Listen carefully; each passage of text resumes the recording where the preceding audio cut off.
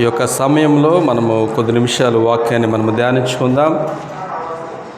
న్యాయాధిపతులు 11వ అధ్యాయము మొదటి వచనాన్ని మనము చదువుకుందాం. న్యాయాధిపతులు 11వ అధ్యాయము మొదటి వచనము. గిలాదు వాడైన యొఫ్తా పరాక్రమము గల బలాఢ్యుడు. అతడు వేశ్య కుమారుడు. గిలాదు యొఫ్తాను కనెను. గిలాదు భార్య అతనికి కుమారులను కనగా వారు పెద్దవారై యొఫ్తాతో, నీవు అన్యస్త్రీకి పుట్టినవాడువు గనుక మన తండ్రి ఇంట నీకు స్వాస్థ్యము లేదనిది. యొఫ్తా తన సహోదరుల యొద్ద నుండి పారిపోయి టోబు దేశమున నివసింపగా అల్లరి జనము యొఫ్తా యొద్దకు వచ్చి అతనితో కూడా సంచరించుచుండెను. దేవునికి స్తోత్రం. అలాగే న్యాయాధిపతులు గ్రంథంలో యొఫ్తా దేవుని చేత ఏర్పరచబడిన ఒక న్యాయాధిపతిగా ఉన్నాడండి. హల్లెలూయా. మనము న్యాయాధిపతుల గ్రంథాన్ని మనము చూచినప్పుడు దేవుడు తన సేవకుడైన యెహోషువ మృతి పొందిన తర్వాత దేవుడు ఇజ్రాయేలు ప్రజలందరికీ కూడా ఒక న్యాయాధిపతిని నియమించాడండి. ఆ న్యాయాధిపతులు ఇజ్రాయేలు ప్రజలందరినీ కూడా ఒక సన్మార్గంలో నడిపించేటి వాళ్ళు. హల్లెలూయా. వాళ్ళ పని ఏంటంటే ఇజ్రాయేలు ప్రజలందరినీ కూడా దేవుని యొక్క మార్గంలో వాళ్ళు నడిపించేటి వాళ్ళు. మనము న్యాయాధిపతులు అనగానే ఇప్పుడు ప్రస్తుతానికి మనము ఏం ఆలోచన చేస్తామంటే, జడ్జి గారు మనకు ఎట్లాగుంటారు, ఒక న్యాయాన్ని ఎలాగైతే కోర్టులో న్యాయాన్ని తీరుస్తాడో అటువంటి న్యాయాధిపతి అని మనం అనుకుంటాం. కానీ వాళ్ళు న్యాయాధిపతులు అయినప్పటికీ కూడా వాళ్ళు మనము అనుకున్న దానికి మించి వాళ్ళు న్యాయాధిపతులండి. ఎలాగంటే వాళ్ళు దేవుని చేత ఏర్పరచబడిన వాళ్ళు, రెండవదిగా వాళ్ళు యుద్ధాలు చేసిన వాళ్ళు, మూడవదిగా దేవుని యొక్క మార్గంలో ఆ న్యాయాధిపతులు ఇజ్రాయేలు ప్రజలందరినీ కూడా నడిపించేటి వాళ్ళు. హల్లెలూయా. ఒక్కొక్క న్యాయాధిపతిని దేవుడు ఏర్పరిచిన తర్వాత న్యాయాధిపతి తన కాలాన్ని ముగించుకొని వాళ్ళు ప్రభు యొద్దకు చేర్చబడిన తర్వాత మరలా ఇజ్రాయేలు ప్రజలందరూ కూడా ఏం చేసేవాళ్ళంటే మరలా అన్య దేవతలను పూజించటము, దేవుణ్ణి విడిచిపెట్టి దేవుని యొక్క ఆజ్ఞలను విడిచిపెట్టి వాళ్ళకి ఇష్టానుసారంగా జీవించటము ద్వారా దేవుని యొక్క కోపము ఇజ్రాయేలు ప్రజల మీద రగులుకునేదన్నమాట.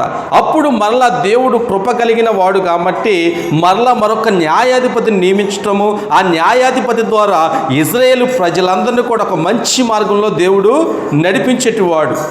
ఇక్కడ ప్రాముఖ్యంగా ఒక న్యాయాధిపతి గురించి మనము ధ్యానించబోతున్నాము. ఆయన పేరు ఏంటంటే యొఫ్తా. అందరూ కూడా చెప్పండి, యొఫ్తా. హల్లెలూయా. ఇక్కడ మొదటి వచనములో ఒక మంచి మాట ఒకటి మనము జ్ఞాపకం తెచ్చుకుందాం. గిలాదు వాడైన యొఫ్తా పరాక్రమము గల బలాఢ్యుడు. అతడు వేశ్య కుమారుడు. హల్లెలూయా. ఇక్కడ మొదటిగా యొఫ్తా వేశ్య కుమారుడు. వేశ్యకు పుట్టిన ఒక కుమారుడండి యొఫ్తా. మొదటిగా యొఫ్తా జీవిత చరిత్రని మనము జాగ్రత్తగా మనము ఈ యొక్క న్యాయాధిపతుల గ్రంథంలో మనము చదివినట్లయితే అతని గురించి దేవాది దేవుడు పరిశుద్ధాత్మ ద్వారా రాయబడిన యొక్క గ్రంథం ద్వారా దేవుడు మనతో మాట్లాడుతున్నాడు.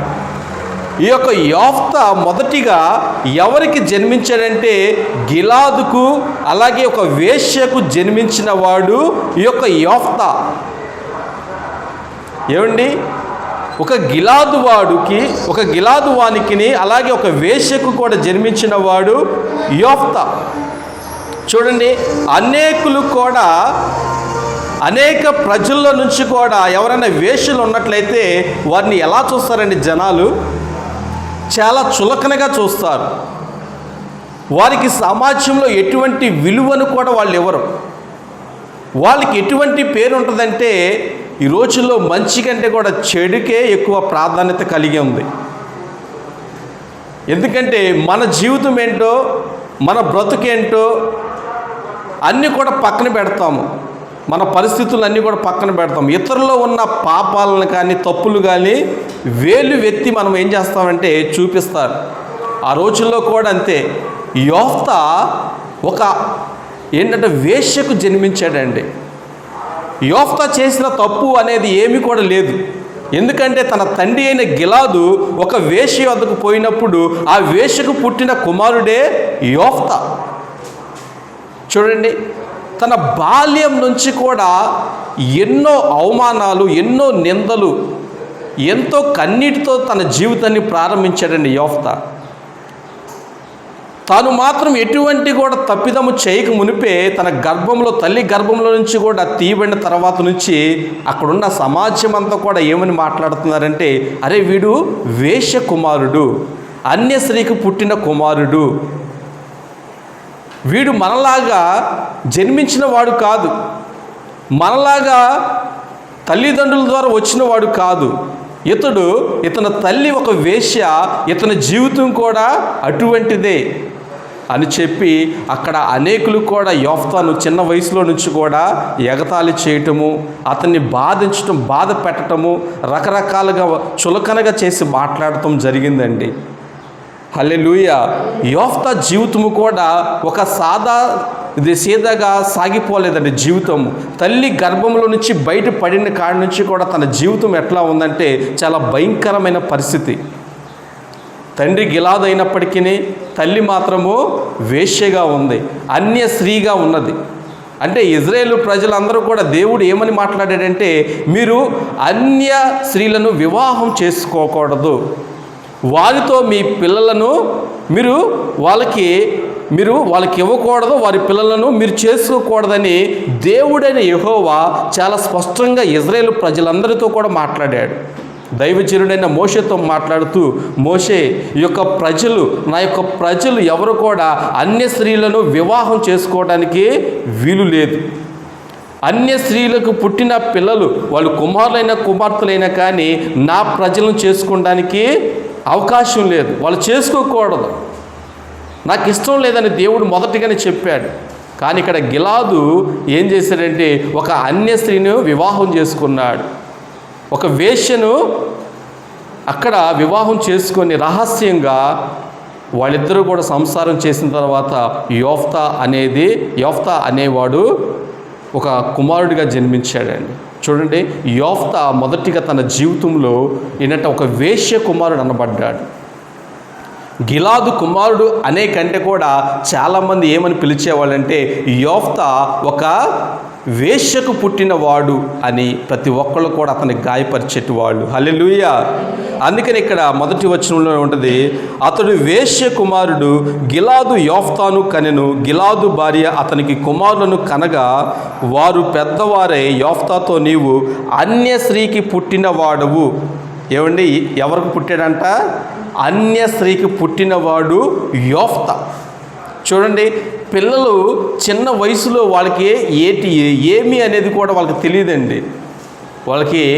వాళ్ళకు ఏంటంటే తల్లిదండ్రులు లేకుంటే సమాజం, ఇలా బంధువులు ఏదో సామాన్యంగా వాళ్ళు తెలుసుకోగలుగుతారు. కానీ ఇటువంటి లోతుగా వాళ్ళు ఏంటంటే వాళ్ళు తెలియదు. వాళ్ళకి నా తండ్రి ఇలాంటి వాడు, నా తల్లి ఇలాంటిదని వాళ్ళకి తెలియదు. కానీ పక్కన ఉన్నట్టు వాళ్ళు మాట్లాడే మాటలను బట్టి పిల్లల హృదయాలు కూడా ఏమైపోతాయంటే గాయపరచబడతాయండి. అందుకని దేవుడు అంటున్నాడు, నీతికి అవినీతికి సాంగత్యం లేదు. మనం ఎటువంటి భక్తి జీవితంలో మనము ఎలాగైతే మనం ప్రారంభించామో మన భక్తి జీవితాన్ని, అలాగే మన పిల్లలకు కూడా అదే భక్తి జీవితాన్ని మనము ప్రారంభించడానికి మన ద్వారా వాళ్ళకి ప్రోత్సాహం చేయాలి. ఇక్కడ చూడండి, గిలాదు కూడా అనేక మాటల ద్వారా గాయపరచబడ్డాడు. తన జీవితానికి విలువ లేదనుకున్నాడు. అయినా కానీ ఆయన ఆత్మహత్య చేసుకోలేదు, నేను నవ్వులు పాలవుతున్నానని చెప్పి బాధపడలేదండి యోఫ్తా. అలాగే రెండో మాటగా యోఫ్తా సొంత తండ్రి ఇంట స్వాస్థ్యము పొందని వాడిగా ఉన్నాడు. మొదటిగా ఆయన వేశ్య కుమారుడు అనబడ్డాడు. రెండోదిగా సొంత తండ్రి యొక్క స్వాస్థ్యము పొందలేని వాడిగా యోఫ్తా ఉన్నాడండి. మనం చూద్దాము ఆ యొక్క వచనాన్ని. గిలాదు భార్య అతనికి కుమారులను కనగా వారు పెద్దవారే యోఫ్తాతో, నీవు అన్యస్త్రీకి పుట్టినవాడువు గనుక మన తండ్రి ఇంట నీకు స్వాస్యము లేదనిది. దేవునికి స్తోత్రం. గిలాదు భార్యకి 2 కుమారులు పుట్టారండి. అంటే మొదటిగా వేశ్యకు పుట్టిన కుమారుడు యోఫ్తా. ఆమె కాదు, గిలాదు మరొక స్త్రీని వివాహం చేసుకున్నాడు. ఆమెకు 2 కుమారులు పుట్టారు. వాళ్ళిద్దరూ కూడా పెద్దవారైన తర్వాత గిలాదు యోఫ్తా యొద్దకు వచ్చి, నీకు మన తండ్రి ఇంట నీకు ఎటువంటి స్వాస్యం లేదు అని వాళ్ళు చాలా క్లియర్గా చెప్పారండి యోఫ్తాతో. చెప్పినప్పుడు ఈయన ఒక్క మాట కూడా వాళ్ళకి ఎదురుగా మాట్లాడలేదు. నువ్వు వేశ్య కుమారుడువు, నువ్వు అన్యస్త్రీకి పుట్టినవాడువు, నీకు మన తండ్రి ఏంట నీకు ఎటువంటి స్వాస్యము కూడా నీకు లేదు అని వాళ్ళు నిజంగా అతనికి సూటిపోటి మాటల ద్వారా చెప్పేశారు. చూడండి, సొంత తండ్రి దగ్గరే ఆస్తిలో ఒక భాగం అనేది కూడా పొందలేని వ్యక్తిగా యోఫ్తా ఉన్నాడండి. చూడండి, ఒక కన్న తండ్రికి పుట్టిన కుమారునికి ఒక స్వాస్యం అనేది రాలేదు, పొందుకోలేకపోయాడు. తల్లిదండ్రులు సంపాదించిన ఆస్తిలో కూడా ఏంటంటే అతనికి ఒక చిల్లి గవ్వ కూడా ఆయన పొందుకోలేకపోయాడు. స్వాస్యం అంటే వాళ్ళు సంపాదించిన భూభాగాలు కావచ్చు, ఆ స్థలాలు కావచ్చు, లేకుంటే వాళ్ళకున్న పశుమంద కావచ్చు, లేకుంటే వాళ్ళకున్న బంగారం కావచ్చు, లేకుంటే ఏదైనా కానీ వెండి కావచ్చు, అనేకమైన వాటిలో కూడా అతనికి యోఫ్తాకు స్వాస్యం లేదండి. ఇక్కడ అందుకనే సొంత తండ్రి ఇంట్లో కూడా అతనికి స్వాస్యం పొందుకోలేదు. ఎందుకంటే యోఫ్తా తన జీవితంలో ఏంటంటే అతను చేయలేదండి, అతని తండ్రి చేసిన తప్పిదాన్ని బట్టి స్వాస్యాన్ని పొందుకోలేకపోయాడు. ఈరోజు చూడండి, చాలామంది పిల్లలు కూడా తమ తల్లిదండ్రులతో యుద్ధం చేస్తారు, పోట్లాడతారు, గొడవలు చేస్తారు. దేని కొరకు అంటే నాకు రావాల్సిన వాటా నాకు ఇప్పుడే కావాలి, లేకుంటే నాకు రేపు ఈ టయానికల్లా రావాలని టైం చెప్పి మరి తల్లిదండ్రులతో కూడా గొడవాడతారు, పోట్లాడతారు, అవసరమైతే వాళ్ళు కొడతారు. కానీ ఇక్కడ యోఫ్తా ఎటువంటిది కూడా దేవునికి వ్యతిరేకంగా ఆయన ఎటువంటి మాట మాట్లాడలేదండి. నీకు స్వాస్యం లేదని సొంత తమ్ముళ్ళే చెప్పినప్పుడు అతను మారు మాట మాట్లాడలేదు. నాకెందుకు రాదు, నేను కూడా గిలాదుకు పుట్టిన కుమారుణ్ణే కదా, నాకెందుకు స్వాస్యం రాదని చెప్పి ఆయన అక్కడ వారితో ఇబ్బంది పెట్టలేదు, వారిని నాకెందుకు రాలేదు, నాకెందుకు రాదని చెప్పి అక్కడ ఒక పంచాయతీ పెట్టలేదండి. గిలాదు నోరు మూసుకొని తల ఉంచుకొని వెళ్ళిపోయాడండి. హల్లెలూయా. ఈరోజు చూడండి, మనము ఏదైనా కానీ దేవుడు మనతో మాట్లాడే విషయం ఏంటంటే, మనము స్వాస్యం రావాలి కానీ రావట్లేదు. కానీ మనం ఏం చేయాలి? గొడవాడకూడదు, పోట్లాడకూడదు, ఇతరుల్ని ఇబ్బంది పెట్టకూడదు, ఇతరుల్ని గాయపరచకూడదు. ఆ మాట వాళ్ళు పలికిన ఆ మాటలు దేవునికి మనం ప్రార్థన ద్వారా మనం అప్పగించగలిగితే దేవుడు మనకి రావాల్సిన స్వాస్యములో దేవుడే మనకి ఆ యొక్క స్వాస్యాన్ని మనకు అందిస్తాడండి. హల్లెలూయా. అందుకనే దేవుని బిడ్డలు ఎవరితో కూడా పోట్లాడకూడదండి. ఇక్కడ సొంత తండ్రి వద్దే ఆస్తి భాగము యోఫ్తాకు రాలేదండి, కానీ అక్కడ నోరు మూసుకొని యోఫ్తా ఏం చేశాడంటే అక్కడి నుంచి వెళ్ళిపోయాడు. దేవునికి స్తోత్రం. అందుకని ఇంకొక మాటగా ఇక్కడ యోఫ్తా తన సహోదరుల యొద్ద నుంచి 3వ వచనం అండి, 11:3 వచనము, యోఫ్తా తన సహోదరుల యొద్ద నుండి పారిపోయి టోబు దేశమున నివసింపగా అల్లరి జనము యోఫ్తా యొద్దకు వచ్చి అతనితో కూడా సంచరించుచుండెను. సొంత 3వ మాటగా ఏంటంటే సొంత రక్త సంబంధుల వద్ద నుంచి యోఫ్తా ఏమైపోయాడంట? పారిపోయాడండి. గిలాదుకు పుట్టిన కుమారుల్లో యోఫ్తా ఉన్నాడు, అన్యస్త్రీకి పుట్టిన కుమారుడిగా యోఫ్తా ఉన్నాడు. అలాగే గిలాదు ఇంకొక స్త్రీని వివాహం చేసుకున్న తర్వాత అతనికి 2 కుమారులు పుట్టిన తర్వాత వాళ్ళిద్దరే స్వాస్యాన్ని అనుభవిస్తున్నారు. వాళ్ళిద్దరూ వచ్చి యోఫ్తాతో మాట్లాడుతున్నారు, నీకు మన తండ్రి ఇంట ఎటువంటి స్వాస్యం లేదు అని చెప్పాడు. తర్వాత ఇక్కడ గిలాదు కుమారులు ఇద్దరు కూడా ఏం చేస్తారంట, అతన్ని చాలా ఇబ్బంది పెట్టేశారండి. సొంత రక్త సంబంధులు ఏం చేశారంట, యోఫ్తాను ఇబ్బంది పెట్టేశారు, ఆయన్ని గాయపరిచారు. నీకు ఇక్కడ ఉంటున్నావు కానీ నీకు ఎటువంటి కూడా నీకు స్వాస్థ్యం రాదు, ఈ యొక్క భూభాగంలో నువ్వు ఉంటున్నావు కదా, ఇది నీది కాదు, ఇది మా తండ్రి సంపాదించింది, మా తల్లి సంపాదించింది, మా పెద్దలు మాకు ఇచ్చింది, కానీ నువ్వు మాతో ఉండటానికి నీకు అవకాశం లేదు, నువ్వు ఎక్కడి నుంచి నువ్వు వెళ్ళిపోవటం నువ్వు మంచిదని చెప్పి అనేక మార్లు కూడా రక్త సంబంధులు ఏం చేశారంట, అతన్ని ఇబ్బంది పెట్టేశారండి. అందుకని ఇక్కడ గిలాదు అక్కడ నుంచి సహోదరుల యొద్ద నుంచి పారిపోయాడంటండి. ఈరోజు చూడండి, రక్త సంబంధుల యొద్ద నుంచి ఒక యోఫ్తా పారిపోవటం జరిగింది. నిజంగానండి ఈ రోజుల్లో రక్త సంబంధము అనేది ఎట్లా ఉంటుందంటే, సొంత వాళ్ళైనా కానీ మనం ఏం చేస్తున్నామంట, కొంతమందిని మనము కోల్పోతున్నామండి. ఈరోజు చూడండి, యోఫ్తా కూడా సొంత సహోదరుల యొద్ద నుంచి పారిపోవటం జరిగింది. కారణం ఏంటంటే అక్కడ స్వాస్థ్యము లేదని, అతన్ని ఇబ్బంది పెట్టేశారని చెప్పి అక్కడి నుంచి వెళ్ళిపోయాడు. ఈరోజు చెప్తున్నానండి, దేవుడు మనకిచ్చిన సంబంధం అంటే చాలా విలువైనది. ఎందుకంటే యేసుక్రీస్తు వారు కూడా సిలువలో మరణించే ఆ క్షణంలో కూడా తన తల్లిని చూసి ఎంతగానో కూడా బాధపడ్డాడు. అమ్మా, నేనైతే చనిపోబోతున్నాను, ఇదిగో నేనైతే చనిపోయిన తర్వాత నాకులాగే నిన్ను చూసుకోవడానికి ఇదిగో నా ప్రియ శిష్యుడను నీకు ఒక కుమారుడిగా నీకు అప్పగిస్తున్నాను. నేను ఎంతైతే నిన్ను ఎంత బాగా చూసుకున్నానో అతను కూడా నిన్ను అంత బాగా చూసుకుంటాడని చెప్పి యేసుక్రీస్తు వారు ఆ సిలువ మీద ఉన్నప్పటికీ కూడా తన రక్త సంబంధాన్ని మరవకున్నట్లుగా తల్లి అయిన మరియకు ఆయన ఏం చేశాడంట, మేలు చేశాడండి. దేవునికి స్తోత్రం. ఇక్కడ రక్త సంబంధుల యొద్ద నుంచి కూడా యోఫ్తా ఏమైపోయాడు, పారిపోయాడు. ఎక్కడికంటే దూర ప్రాంతంలో టోబు దేశంలో ఉండటానికి ఆయన పారిపోయాడు. టోబు దేశం ఎక్కడుందంటే సిరియా ప్రాంతంలో ఉంది, అది చాలా దూరంగా ఉంది. అక్కడికి ఆయన పారిపోయి అక్కడ అల్లరి సమూహంతో కూడా అక్కడ ఆయన ఉంటున్నాడండి యోఫ్తా. చూడండి, మొదటిగా యోఫ్తా వేశ్యకు పుట్టినవాడైపోయాడు. రెండోదిగా సొంత తండ్రి ఇంట్లో కూడా స్వాస్థ్యం పొందలేని కుమారుడిగా ఉన్నాడు. మూడోదిగా సొంత ఇంటి నుండి కూడా వెళ్ళిపోయిన వ్యక్తిగా యోఫ్తా ఉన్నాడండి.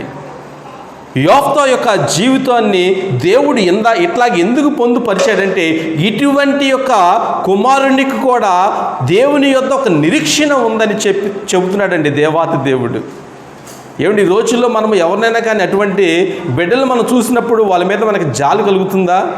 కలగదు.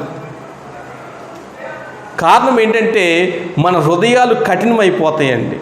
కానీ దేవుడు అందరి ఎడలా కూడా తన ప్రేమను కూడా విస్తారముగా కుమ్మరిస్తున్నాడు. ఆడి వేశ్య కుమారుడైనా కానీ యోఫ్తా అతన్ని ప్రేమించాడండి దేవుడు. ఎక్కడో దూర ప్రాంతానికి పారిపోయాడు యోఫ్తా. ఎందుకంటే అక్కడ ఉంటున్న సమాజం అంతా కూడా నువ్వు వేశ్య కుమారుడివి, నీ వల్ల ఎవరికి ప్రయోజనం లేదు, నీ వల్ల మాకు ఒక మచ్చ వస్తుంది, లేకుంటే మాకు అవమానం వస్తుంది, నువ్వు ఇక్కడ ఉంటున్నప్పుడు మాకు ఇబ్బందిగా ఉంటుందని చెప్పి తను ఏం చేశారంట, అక్కడి నుంచి పంపించేశారు. ఇక్కడ అందుకనే ఇక్కడ 4వ మాటగా ఇక్కడ మనము ధ్యానించుకుందాము. ఇదే న్యాయాధిపతులు 11వ అధ్యాయము 6వ వచనంలో ఇక్కడ అతను పారిపోయిన తర్వాత అమ్మోనీయులు ఇజ్రాయేల్ మీద యుద్ధాన్ని చేయడానికి వస్తున్నారండి.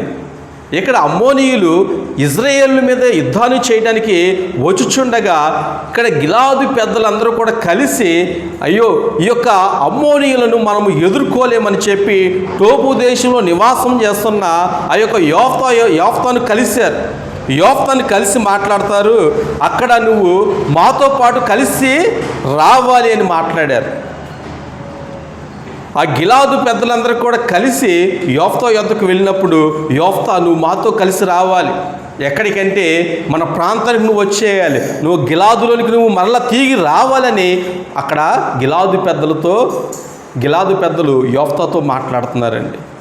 యోఫ్తా కూడా అదే మాట మాట్లాడతారు. మీరందరూ కూడా నా మీద పగబట్టారని ఇక్కడ 7వ వచనంలో మాట్లాడతాడు. అందుకు యోఫ్తా, మీరు నా యందు పగబట్టి నా తండ్రి ఇంట నుండి నన్ను తోలివేసితిరే. చూడండి, గిలాదు పెద్దలందరూ కూడా ఒక ఇబ్బంది పడిపోతున్నారు. ఏంటి ఆ ఇబ్బంది అంటే, అమ్మోనీయులు వచ్చేస్తున్నారండి. ఎక్కడికి? ఇజ్రాయేలు ప్రజలను వాళ్ళు ఓడించడానికి వాళ్ళు యుద్ధానికి దిగుతున్నారు. కానీ ఇజ్రాయేలు ప్రజల్లో ఎవరు కూడా బలాఢ్యులు అనేటి వాళ్ళు ఎవరు కూడా లేరండి. వాళ్ళ మీద యుద్ధం చేయడానికి ఎవరైనా వెళ్ళటానికి అటువంటి బలాఢ్యులైనటువంటి వాళ్ళు లేరండి.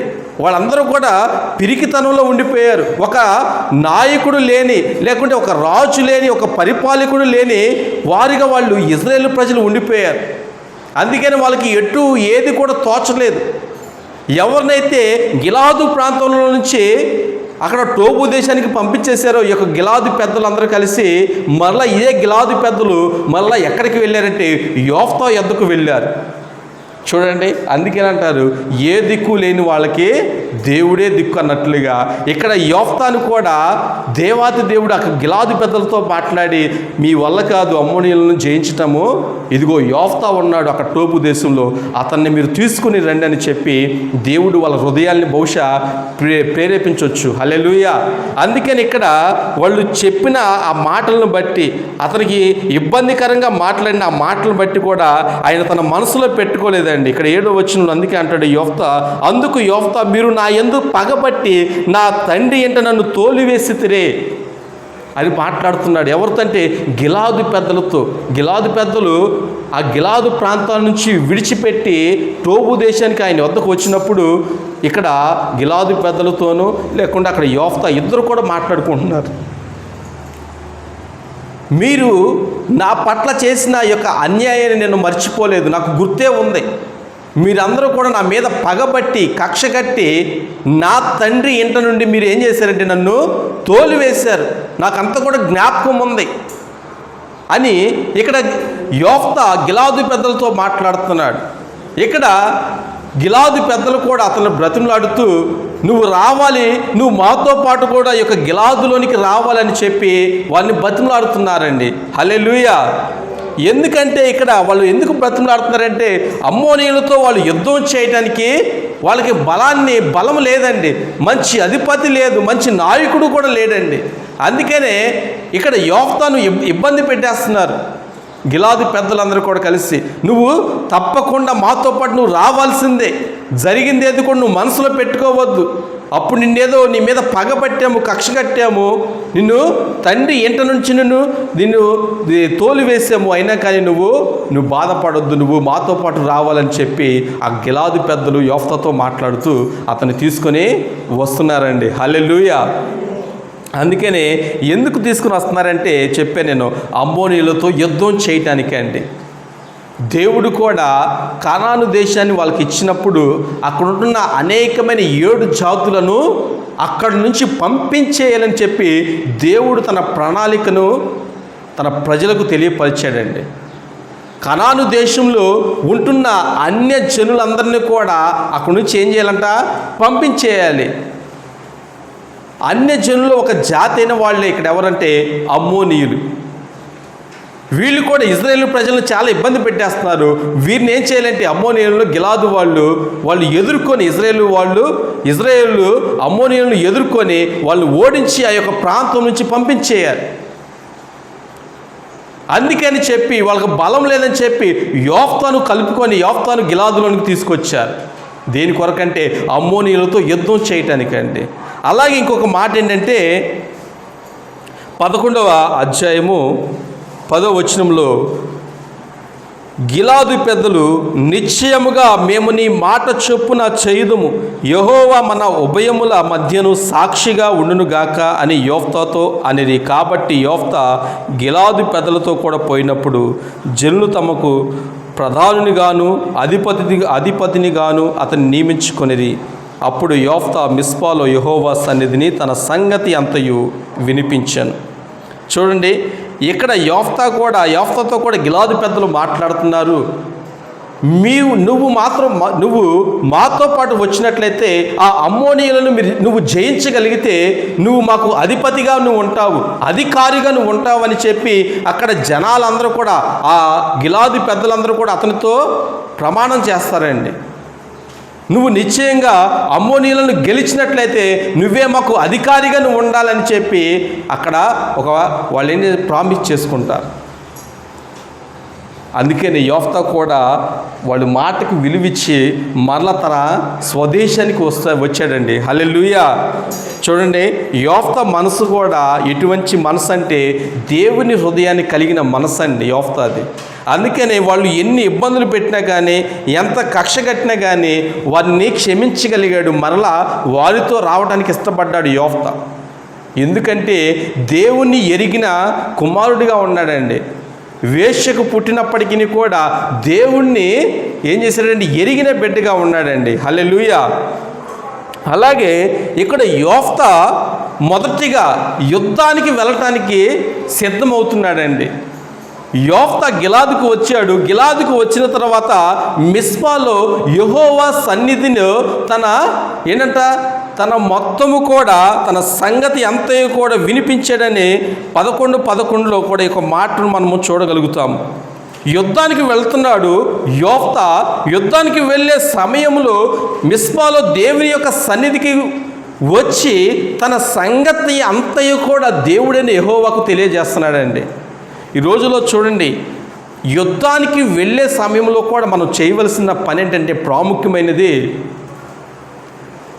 బల్యం ఉందా, ఈట ఉందా, లేకుంటే డాలు ఉందా, రథాలు ఉన్నాయా, లేకుంటే అనేకులు కూడా బలవంతులైన బలాశూరులు ఉన్నారా అనేటి వాళ్ళు మనం లెక్క పెట్టకూడదు. కానీ అంతకు మించి ముందుగా మనం చేయవలసిన పని ఏంటంటే మనము యెహోవా సన్నిధిలో, ఆయన సన్నిధిలో మనం ఏం చేయాలంట, దేవుని యొక్క సన్నిధిలో మన సంగతి అంతా కూడా ఆయనకి తెలియపరచాలి.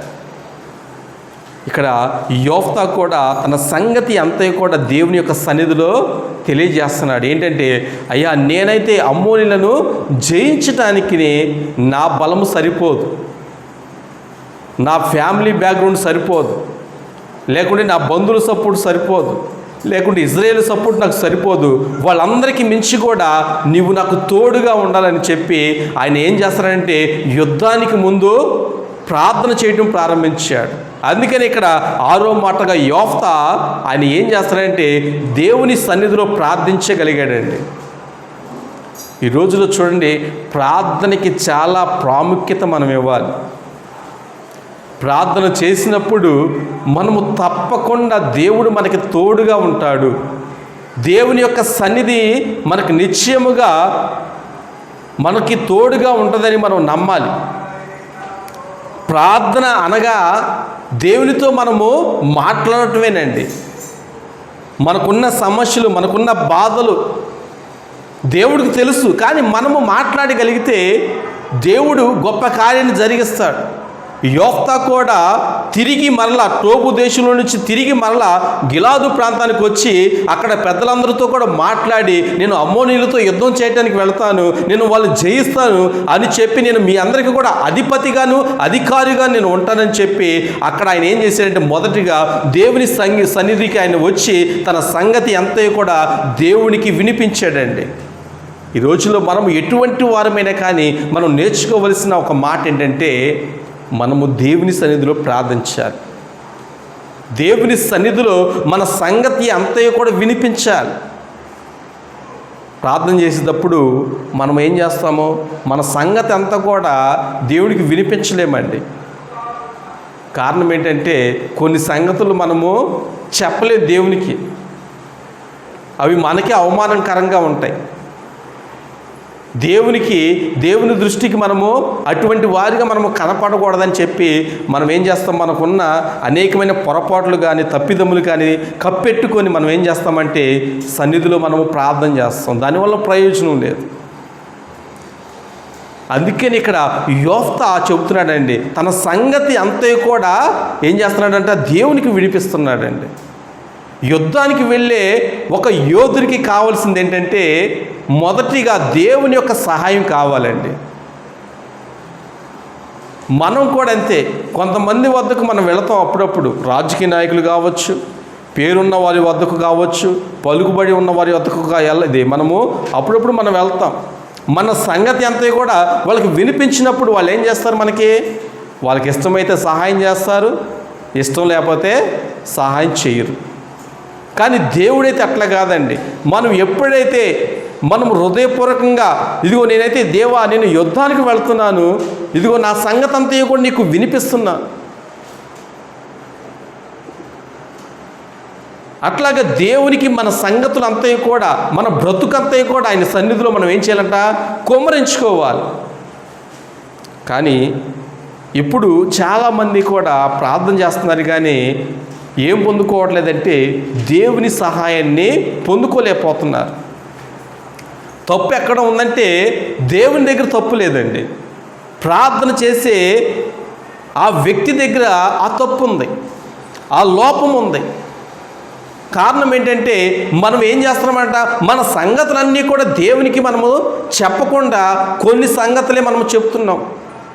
ఇదిగో యేసయ్య నేను ఈరోజు ఒక 100 మందికి ఆహారాన్ని పంచిపెట్టాను, అటువంటి అయితే మనం చెప్తాం. లేకుంటే కొంతమందికి మేము వస్త్రాలు ఇచ్చాం, లేకుంటే ఎండాకాలం కదా కొంతమందికి మజ్జిగని ఇచ్చాం, లేకుంటే చల్లటి నీళ్ళు ఇచ్చాం. ఇటువంటి సంగతులన్నీ కూడా మనం ఏం చేస్తాము, దేవుడికి మనం చెప్తాం. అవి తెలుసు దేవుడికి, మనం చేసే ప్రతీది కూడా దేవుడికి తెలుసు. కానీ దేవుడు అనుకునేది ఏంటంటే నీ సంగతులన్నీ కూడా, నీ బ్రతుకంతా కూడా మనం ఏం చేయాలంటే మన బ్రతుకన్నీ కూడా దేవునికి మనము చెప్పాలి. అయ్యా నేను ఇటువంటి వాడిని అయ్యా, నేను ఇటువంటి వాడిని అయ్యా, లేకుంటే ఇటువంటి దానిని అయ్యా అని చెప్పి దేవునికి మనము ప్రార్థన ద్వారా మనము తెలియపరచాలండి.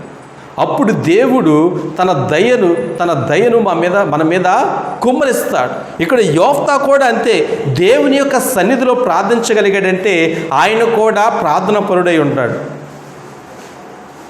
ఆయన వేశ్యకు పుట్టినప్పటికీ కూడా తండ్రి ఇంట స్వాస్థ్యము లేని వాడిగా ఉన్నప్పటికీ కూడా ప్రజలందరి చేత వెలివేయబడిన వాడు అయినప్పటికీ కూడా యోఫ్తా తన జీవితంలో ఒకటి మాత్రం కలిగి ఉన్నాడు, ఏంటంటే దేవునికి ప్రార్థించటం. ప్రార్థన ఒక మనిషి నిజంగా ప్రార్థన అట్లాగే చేయగలిగితే దేవుడు కూడా అట్లాగే కార్యాలు చేస్తాడండి. ఈ రోజుల్లో కార్యాలు ఎందుకు జరగట్లేదంటే మనం ప్రార్థించలేకపోతున్నాం, మనము దేవుని యందు విశ్వాసం ఉంచలేకపోతున్నాము, దేవుని యందు నిరీక్షణ ఉంచలేకపోతున్నాము.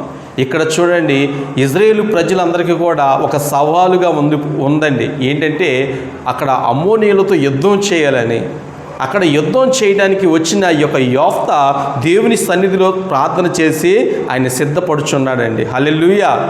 అట్లాగే 7వ మాటగా దేవుడు ఏం చేశాడంటే యోఫ్తా మీదకి తన ఆత్మను కుమ్మరించాడు. ఇక్కడ 11వ అధ్యాయము, న్యాయాధిపతులు 11వ అధ్యాయము 29వ వచనాన్ని నేను చదువుతున్నాను. యెహోవా ఆత్మ యోఫ్తా మీదికి రాగా అతడు గిలాదులోను మనష్షెలోను సంచరించుచు గిలాదు మిస్పేలో సంచరించి గిలాదు మిస్పే నుండి అమ్మోనీయుల యొద్దకు సాగాను. దేవునికి స్తోత్రం. ఇక్కడ ప్రార్థన చేసి ఆయన దేవుడే నాకు విజయాన్ని ఇస్తాడు, లేకుంటే దేవుడే నా శత్రువులందరినీ కూడా ఓడిస్తాడని చెప్పి చేతులు ముడుచుకొని కూర్చోలేదండి. ఎప్పుడైతే ప్రార్థించగలిగాడో దేవుని యొక్క సన్నిధిలో అప్పుడు ఆయన పొందుకున్నది ఏంటంటే దేవుని యొక్క ఆత్మను పొందుకున్నాడండి. చూడండి, ఎక్కడైనా కానీ మనం విజయాన్ని సాధించాలంటే మనము చేయవలసిన ప్రాముఖ్యత ఏంటంటే మనం ప్రార్థన చేయాలి, తర్వాత మనము దేవుని యొక్క ఆత్మను మనం పొందుకోవాలి. ఈ యొక్క దేవుని యొక్క ఆత్మ, యెహోవా ఆత్మ యోఫ్తా మీదకి రాగా, చూడండి, యోఫ్తా మీదకి ఈ దేవుని యొక్క ఆత్మ వచ్చినప్పుడు ఆయన ఏం చేస్తున్నాడంటే అమ్మోనీయులని ఎదుర్కోవడానికి, వాళ్ళని ఓడించడానికి ఆయన నడుము బిగించుకొని సిద్ధంగా ఉన్నాడండి. హల్లెలూయా.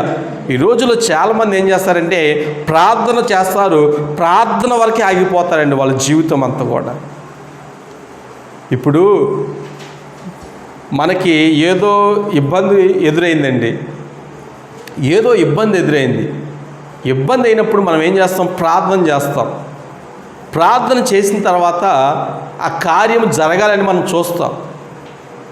కానీ దేవుడు అన్నాడు, నువ్వు దేని గురించి అయితే నువ్వు ప్రార్థన చేసావో, దేని గురించి అయితే నువ్వు ఇబ్బంది పడుతున్నావో, దాని నిమిత్తం నువ్వు ప్రార్థన చేసావు కదా, తర్వాత నువ్వు చేయవలసింది ఏంటంటే నువ్వు లేచి నువ్వేం చేయాలంటే ఆ పని నువ్వు చేయాలి. నువ్వు ఇక్కడ యోఫ్తా అమ్మోనీయులతో యుద్ధం చేయడానికి దేవుని సన్నిధిలో ప్రార్థన చేశాడు. ప్రార్థన చేసిన తర్వాత వారిని ఎదుర్కోవడానికి దేవుని యొక్క ఆత్మను పొందుకొని ఆయన యుద్ధానికి బయలుదేరాడండి.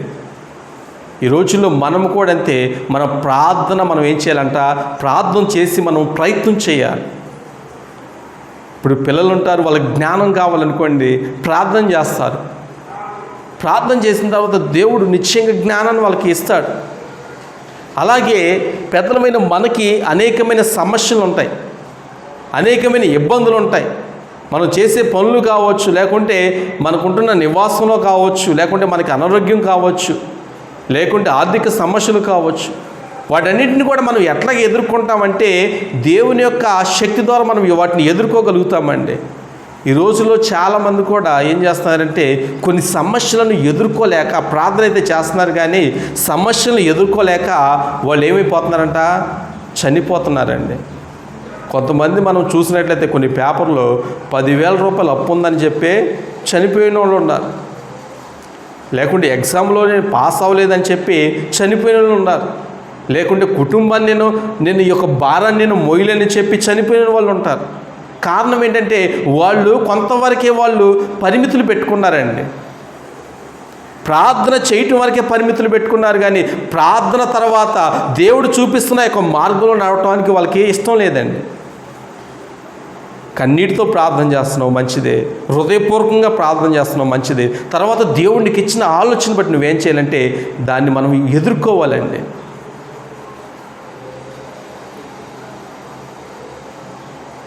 ఒక ఆమె ప్రార్థన చేస్తూ, అయ్యా నేను ఎప్పుడు కూడా ఒక శోధనలను ఎదుర్కొంటున్నాను, ఇబ్బందులు నేను ఎదుర్కొంటున్నాను అని చెప్పి దేవుడు కన్నీటితో ప్రార్థన చేస్తుందంట. పట్టుదలతో ప్రార్థన చేస్తున్నాను, అయ్యి ఒక్క దెబ్బకు మొత్తం పోవాలని చెప్పి. దేవుడు మాట్లాడుతున్నాడు ప్రార్థన అయిపోయిన తర్వాత. అమ్మ శోధనలు అంటున్నావు, ఇబ్బందులు అంటున్నావు, సరే నువ్వు ఇక్కడి నుంచి వేరే చోటకు నువ్వు వెళ్ళిపోవాలి అని చెప్పినప్పుడు ఆమె అంటుందంట, నేను ఎక్కడికి వెళ్ళను, నేను ఇక్కడే ఉంటాను, కానీ ఏ శోధన నాకు రాకూడదు అంటుందంట. ఇప్పుడు చూడండి, ఎక్కడన్నా ఒక అల్లరి జరుగుతున్నప్పుడు అక్కడికి వెళ్ళిపోయి మనం నుంచొని ప్రార్థన చేసి, ప్రభు వీళ్ళందరూ వెళ్ళిపోవాలి, ఈ గోలంతా కూడా ఇక్కడ ఉండకూడదు అంటే ఎట్లా ఉంటుంది అక్కడ? దేవుడు ఏమంటున్నాడు, నువ్వు ప్రార్థన చేసి మంచిదే, వాళ్ళ సంగతి నేను తర్వాత చూస్తావు, నువ్వు ముందు ఏం చేయాలి, అక్కడి నుంచి నువ్వు వెళ్ళిపోవాలి. ఆ అల్లరి జనంలో నుంచి నువ్వేం చేయాలంటే నువ్వు బయటకు వచ్చేయాలి. బయటికి రాకుండా అక్కడే ఉండి ఆ గోలంతా పోవాలి, ఈ తలకాయ నొప్పి అంతా వదిలిపోవాలంటే ఎట్లా వదిలిపోద్ది? ఒక్కొక్కసారి దేవుడు మనల్ని ఏం చేస్తాడంటే కొన్ని ఒక్క చోట్లకి మనల్ని దేవుడు నడిపిస్తాడండి. అట్లాగే ఈ యొక్క యోఫ్తాను అమ్మోనీయులను జయించడానికి దేవుడు ఏర్పరచుకున్న ఒక గొప్ప సాధనమై ఉన్నాడండి. అందుకనే దేవుడంట వాళ్ళ చేతికి అమ్మోనీయులను యోఫ్తా చేతికి అప్పగించాడంట. ఈ యొక్క మాటను కూడా మనం చదువుకుందాము. ఇదో 11వ అధ్యాయము 29 నుంచి ఇక్కడ 32వ వచనం నేను చదువుతున్నాను. అప్పుడు యోఫ్తా అమ్మోనీయులతో యుద్ధము చేయుటకు వారి యొద్దకు సాగిపోయినప్పుడు యెహోవా అతని చేతికి వారిని అప్పగించెను గనుక అతడు వారిని, అనగా ఆరోయేరు మొదలుకొని మిన్నీతు వచ్చు వరకు అబెత్తే రామి వరకును 20 పట్టణముల వారిని నిష్మేషముగా హతము చేశాను. అట్లు అమ్మోనీయులు ఇశ్రాయేలు ఎదుట నిలవకుండా అణచివేయబడిరి. హల్లెలూయా. కనీసము దేవుడు 20 పట్టణాలని పూర్తిగా నిర్మూలన చేయడానికి యోఫ్తాకు సహాయం చేశాడండి. చూడండి ఎంత గొప్ప భాగ్యం అండి. ఒక గ్రామాన్ని జయించడానికి మన శక్తి సరిపోదండి. కనీసము యోఫ్తా 20 పట్టణాలని వాళ్ళు పూర్తిగా నిర్మూలన చేసేసాడు. అమ్మోనీయులను వారి మీద జయాన్ని ఇచ్చాడండి. ఇశ్రాయేలు ప్రజల ఎదుట అమ్మోనీయులు అనే శత్రువులు నిలబడలేకుండా వాళ్ళు పారిపోయారు. చూడండి, దేవుడు ఎంత గొప్ప కార్యం జరిగించాడు చూడండి. యోఫ్తా జీవితంలో ఈ యొక్క కార్యాన్ని జరిగించడానికి గల కారణం ఏంటంటే, యోఫ్తా ఇక్కడ 11వ అధ్యాయం 1వ వచనంలో యోఫ్తా అంట పరాక్రమం గల బలాఢ్యుడని దేవుడే మాట్లాడుతున్నాడు. యోఫ్తా పరాక్రమం గల బలాఢ్యుడై ఉన్నాడు. అందుకనే దేవుడు కూడా అతన్ని వాడుకొని తన శత్రువులందరినీ కూడా, అంటే అమ్మోనీయులందరినీ కూడా పూర్తిగా వారి ఎదుట నిలవబడకుండా దేవుడు నిర్మూలన చేసేసాడండి. గొప్ప విజయాన్ని ఇచ్చాడండి. 20 పట్టణాల మీద జయించడం అనేది అది మామూలు విషయం కాదండి. కానీ ఇక్కడ దేవుడు అటువంటి గొప్ప విజయాన్ని ఇక్కడ యోఫ్తాకి దేవుడిచ్చాడు. చివరిగా మనము అందరం కూడా దేవుణ్ణి అడగవలసింది ఏంటంటే, మన జీవితంలో కూడా అమ్మోనీయులు లాంటి అనేకమైన శత్రువులు ఉంటారండి. వాళ్ళ మీద మనం ఏం చేయాలంటే జయాన్ని మనం పొందుకోవాలి. ఎప్పుడు కూడా క్రైస్తవుడు అనబడిన ప్రతి ఒక్కళ్ళు కూడా ఏం చేయాలంటే జయాన్ని పొందుకోవాలండి. మనం ఈ లోకంలో కొన్నిటిని మనం జయించకుండా దేవుణ్ణి మనం సంతోషపెట్టలేమండి. దేవుని యొక్క రాజ్యానికి మనము చేర్చబడలేం. యోఫ్తా ఒక జయాన్ని పొందుకున్నాడు. ఏం చేయమంటే అమ్మోనీయులను పూర్తిగా అణిచివేసేసాడు, వారిని పూర్తిగా నిర్మూలన చేసేసాడు. గొప్ప జయాన్ని దేవుడిచ్చాడు. ఎట్లా ఇచ్చాడు? ప్రార్థన చేసాడు, జయాన్ని పొందుకున్నాడు. అలాగే నా జీవితంలో కూడా కొన్ని జయాలు మనం పొందుకోవాలి. కొన్ని విజయాలు మనం పొందుకున్నప్పుడే సంతోషం వస్తుంది. ఏమండి, యుద్ధంలోకి వెళ్ళినప్పుడు మనము యుద్ధాన్ని జయించగలిగితే మనకి సంతోషం ఉంటుంది. యుద్ధంలో ఓడిపోతే మనకి ఏమనిపిస్తుంది? అవమానం అనిపిస్తుంది, బాధ అనిపిస్తుంది, దుఃఖం అనిపిపోతుంది. అందుకనే దేవుడు మాట్లాడుతున్నాడు, మనము యుద్ధంలోనికి మనం బయలుదేరిన యోధుల వలె మనం ఉండాలి. సాతాన్ని మనము ఎదుర్కోవాలి, వాడి సైన్యాన్ని మనం ఎదుర్కోవాలి, ఆర్థిక సమస్యలను మనం ఎదుర్కోవాలి, అనారోగ్యాలను మనం ఎదుర్కోవాలి, అప్పులను మనం ఎదుర్కోవాలి. అన్నిటిలోంచి మనం విజయాన్ని మనం పొందుకోవాలండి. చూడండి, కొన్ని చోట్ల మనము ప్రార్థన చేయలేము, అటువంటి సమస్యలను మనం ఎదుర్కోవాలి. వాక్యం చదవలేము, అటువంటి సమస్యను మనం ఎదుర్కోవాలి. శరీర బలహీనతలు అనేక రకాలుగా ఉంటాయి, వాటిని మనం ఎదుర్కోవాలి. అందుకనే మనం ఎన్ని కూడా మనం ఎదుర్కోవడానికి దేవుని యొక్క సహాయాన్ని మనం పొందుకోవాలి. యోఫ్తా విజయాన్ని సాధించాడండి. చివరిగా ఈరోజు నువ్వు నేను కూడా మనం ఏం చేయాలంట? విజయాన్ని సాధించి దేవుని యొక్క సన్నిధికి మనం చేర్చబడాలి. విజయాన్ని మనం పొందుకోవాలండి. ఎందుకు ఈ లోకానికి దేవుడు మనల్ని పంపించాడంటే మనము జయించాలని చెప్పి దేవుడు మనల్ని పంపించాడు. కానీ ఈ రోజులో చాలామంది ఏంటి, కొన్నిటిని జయించలేకపోతున్నారు. చెడు వినొద్దంటే చెడు వింటున్నారు, ఓడిపోతున్నారు. చెడు చూడొద్దంటే చెడు చూసి వాళ్ళు విజయాన్ని పొందలేకపోతున్నారు. చిన్నవేనండి. బూతులు మాట్లాడొద్దంటే బూతులు మాట్లాడి విజయాన్ని పొందుకోలేకపోతున్నారు. దేవుడు ఏం చెప్తున్నాడు? మన మాటలు కానీ, మన చూపులు కానీ, మన వినికిడి కానీ, మన ప్రవక్తన కానీ అన్నిట్లో కూడా మనకి దేవుడు విజయాన్ని ఇవ్వబోతున్నాడండి. కానీ మనం ఏం చేస్తున్నామంటే విజయాన్ని పొందుకోకుండా అపజయాన్ని మనం పొందుకుంటున్నాం. అందుకని దేవుడు మాట్లాడుతున్నాడు, యోఫ్తా పరాక్రమం గల బలాఢ్యుడు. మనమందరం కూడా పరాక్రమం గల బలాఢ్యులుగా మనం ఉండాలి. విజయాన్ని పొందిన వారిగా మనం ఉండి దేవుని యొక్క రాజ్యాన్ని మనం కట్టి ఆయన్ని మనం మహిమపరచాలి. హల్లెలూయా. అట్లాగే యోఫ్తా జీవితంలో కూడా మనము నేర్చుకునే యొక్క ఆధ్యాత్మికమైన పాఠాలు కూడా మనము ధ్యానించి దేవుని కూడా మనము గణపరచాలి. అలాగే మొదటగా ఏం మాట చెప్పాను? యోఫ్తా వేశ్య కుమారుడు. రెండోదిగా యోఫ్తా